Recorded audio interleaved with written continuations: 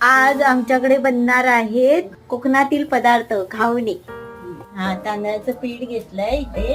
थोडंसं चवीपुरतं मीठ, मीठ, पाणी टाकते. साधं पाणी टाकायचं, मिक्स करायचं. जरा हे बघा झालं पीठ ना. तेल लावून घ्यायचं बिड्याला. प्रत्येक वेळेला घेताना हे पीठ असं जाळून मिक्स घ्यायचं. करूनच घ्यायचं.